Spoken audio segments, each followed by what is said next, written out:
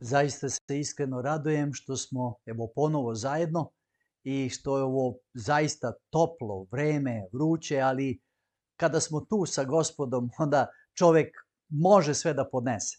A pogotovo kada znamo da je pred nama reč Božja koju želimo da otvorimo. I moja je želja iskreno da možemo sada da tražeći pomoć Božju da bude sa nama, da razumemo još jedno predavanje koje je pred nama. A pokušao bih da na neki način da vas vratimo malo u prošlost. Hajde, zamislite da ste opet dečak ili devojčica od 5 godina i igrate sa svojim igračkama.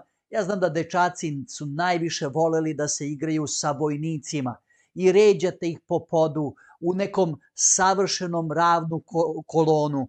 Svi stoje kako treba, svi slušaju, ništa ne pitaju, ne bune se, samo izvršavaju ono što vi govorite. I oni tako strpljivo primaju naređenja, izvršavaju bez i malo protesta. Tako je lepo igrati se ovim vojnicima, zar ne? Ali recite mi, šta bi bilo kada bi ovi vojnici iznenada oživeli i kada bi odjednom postali pravi? Oči vam postaju sve veće pri ovakvoj pomisli, a šta ako bi se to stvarno dogodilo i ako bi sada od tih malih igračkica postala živa bića? Ne kao plastika, nego živa bića sa očima, telima, mislima, mogu da gledaju, mogu da te pozdrave. Zvuči kao čudo, ali tako? Pravi vojnici, ali dobri vojnici, radili bi sve što im kažete. Samo što bi bili stvarno živi. Živi kao što imate psa ili živi kao što ste vi. Mogli bi čak da vas pozdravljaju dok marširaju. Ne bi to bile samo igračke, nego živa stvorenja.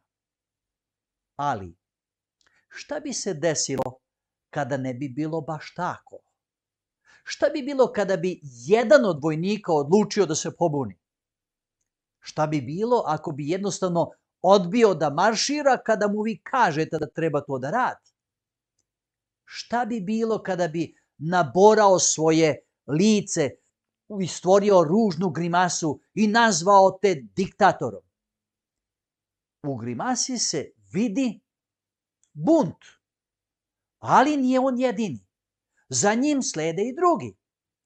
Šta bi bilo kada bi ovi oživeli vojnici počeli da se bore jedni protiv drugih, pritom ubijaju jedne drugo? Tu pred vašim očima stvorio bi se pravi rat. Stvara se rat među onima kojima ste vi dali život.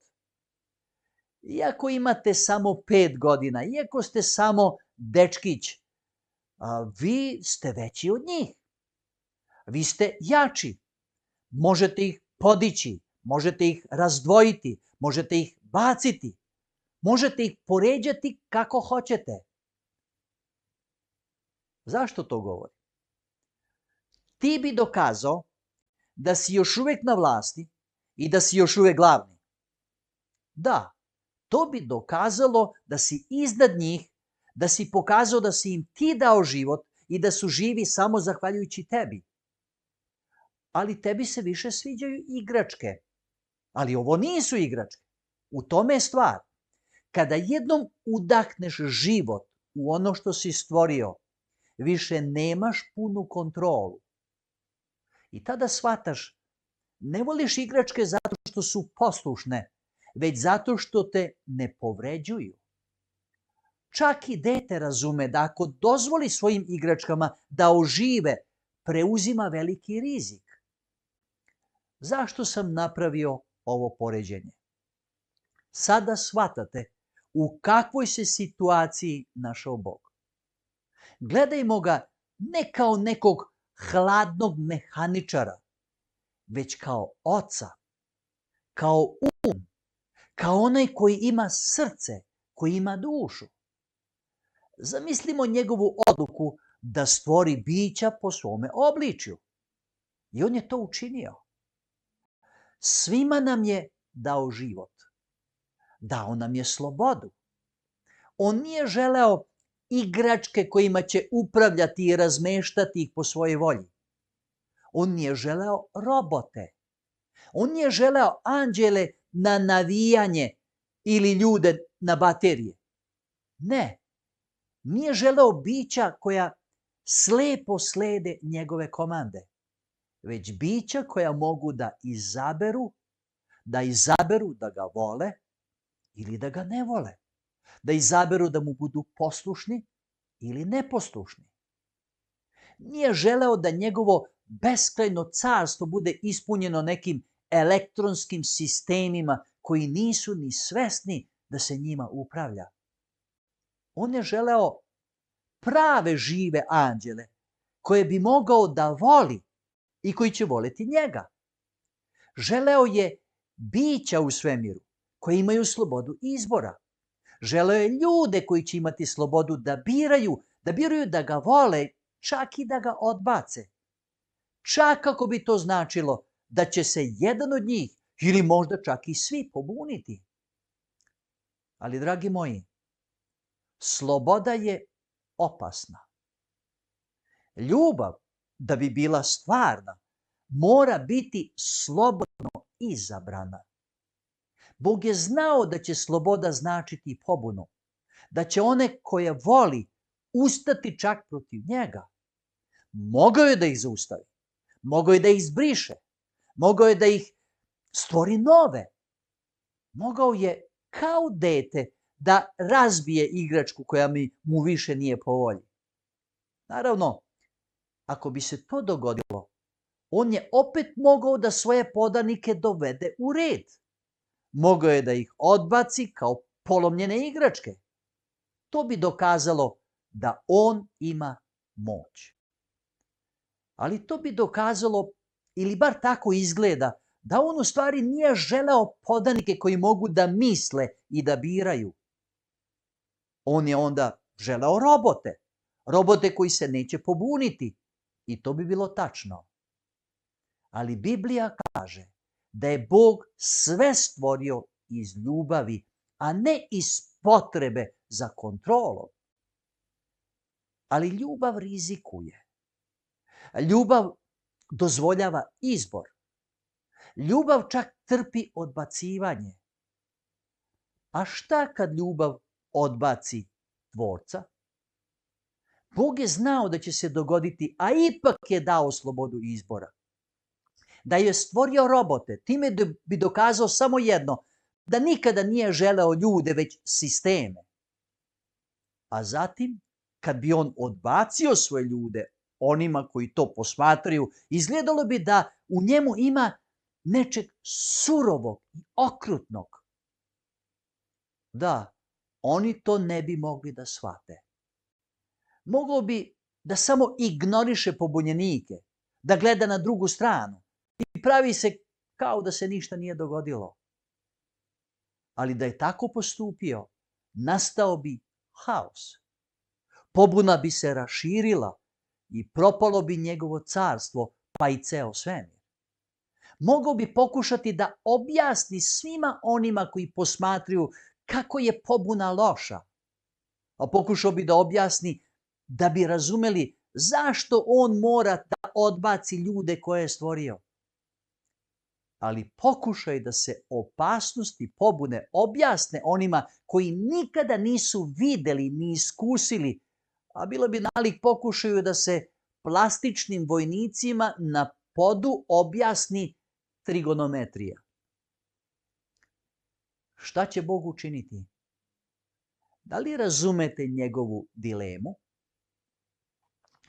Edna St. Vincent Millay umrla je 1950. godine, a bila je agnostik, dakle nevernik. I njene su reči bile veoma oštre i ponekad čak i nepristojne. Ali u jednoj od svojih pesama objavljenih posthumno, ona je jasno pokazala da je razumela Božji problem bolje od većine ljudi. Frederick Spikman preveo je pesmu u prozu i na neki način ju je parafrazirao. Ona kaže, a nisam baš nešto posebno impresionirana onim što je Bog uradio stvarajući svet. Naravno, sve zavisi iz kog ugla to posmatram. Napraviti takav jedan potez bilo bi rutinski i jednostavno kada bi imali takvu moć koju ima Bog. Upravljajući materijom, onom teškom i neprilagodljivom koju je on upotrebio, tvrdoglavo je biti tako samouveren. Takvim rukama, kao što su Božje, mora da je bilo lako i jako zabavno davati oblik. Zavitlati ovde ili onde neku planetu. Zakačiti tamo poneku zvezdu. Stvoriti galaksiju koja će im odgovarati. Pa čak i koncentrisati se na ovu našu malu loptu i ukrasiti je životom. Ne, nastavlja ona. Kada bi imali mudrost, veštinu i snagu svemogućega, sigurna sam da bi i ja mogla da stvorim isto tako lep, hrabar, a u stvari zastrašujući i tužan svet kao ovaj naš. Ali ona druga neugodnost u kojoj je Bog doveo samog sebe, to mene užasava. Oblikovati ljudsko srce i onda mu dati slobodu, pustiti ga da slobodno ide kud hoće i gledati kako ide svojim putem i sve kvari, ruši, prlja, a onda pokušati da ga opet vrati onome što mu je u početku namenio. Čitati naša srca onakva kakva jesu i gledati kroz sve te slojeve zla nagomilanog u našim dušama, utisnuto kao lišće ugalj. A onda pokušati da sve to razmrsi, a da nas ne primorava na to. Razumeti sve to bez osjećanja mržnje prema nama. Kazniti naše pogreške, a ne uništiti nas sasvim. I još uvek pokušati da ubedi našu zlu prirodu da prihvati njegovu dobrotu. To je zaista problem, zaključuje ona. Ne razumem zašto se Bog uopšte trudio, a ne vidim ni hoće li nešto proizaći iz toga. Ali kako ga cenim što se usudio da pokuša. I onda ona zaključuje. Najveći podvig nije stvoriti svet, već pustiti srce da bira, gledati kako se ono razara i opet ga pokušati vratiti bez sile, bez mržnje, bez uništenja. Ne znam da li bi jedan verujući u Boga tako nešto bolje izrazio. Možda i ne bi.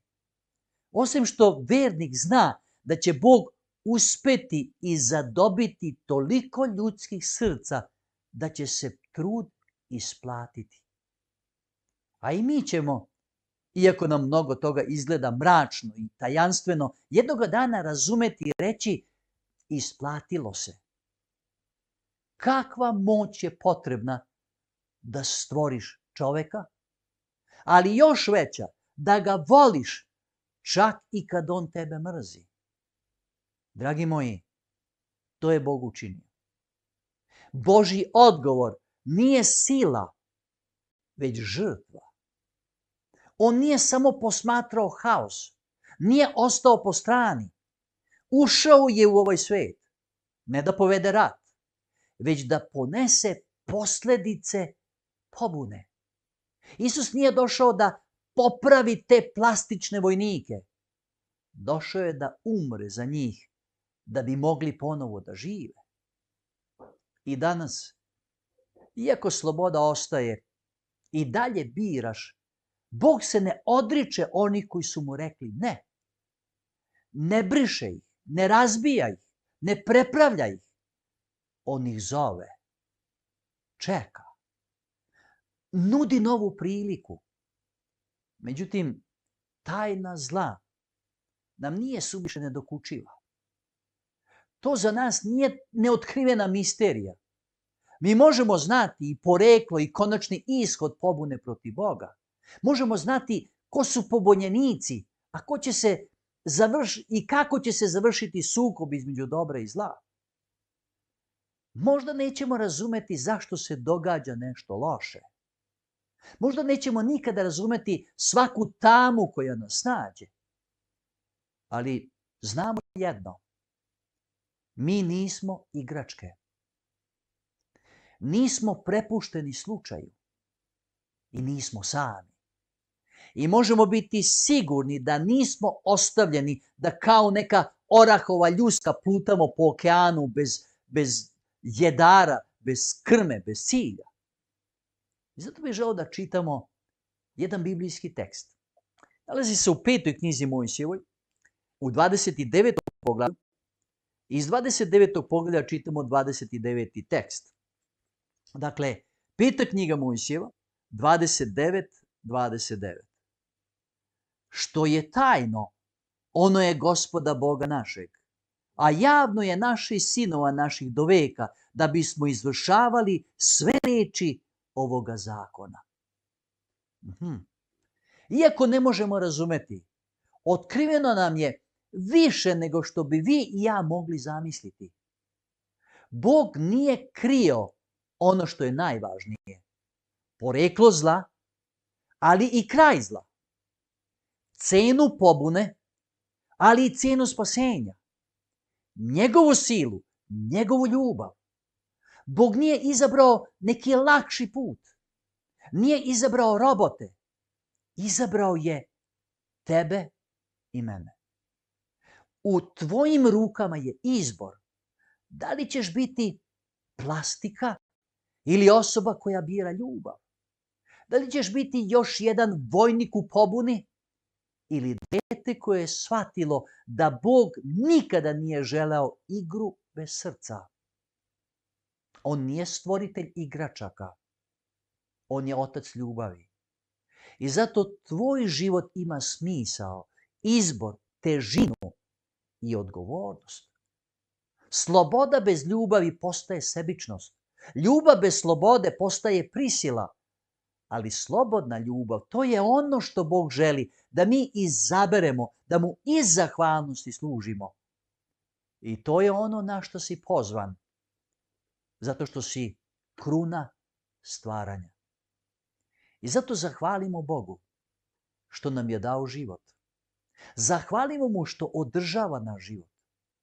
Donesimo odluku da mu služimo kao stvoritelju i kao spasitelju. Da, mi smo kruna njegovog stvaranja. Dao je sebe, udahnuo je sebe u nas. I zato smo njegovi. Radujmo se i budimo zahvalni. Pomolimo se. Oče nebeski, od svega ti srca hvala za neizmerna dobra koje si nam učinio. Hvala ti što si nas formirao u utrobi majke naše. Dao život, da se razvijamo. Rođeni smo. Živimo moj život na ovoj zemlji. I ponovo zavisimo od tebe. I priznajemo da smo delo tvojih ruku. I želimo da ti zahvalimo, moleći te se da nas vodiš i dalje. Moleći te da upravljaš našim životom. A naša zahvalnost želi da bude takva da ti predajemo sebe, svoje srce, svoj celo svoje biće, da ti služimo iz zahvalnosti i ljubavi koju si ti prvi pokazao prema nama. Ovo te molimo u ime našeg dragog spasitelja Isusa Hrista. Amin.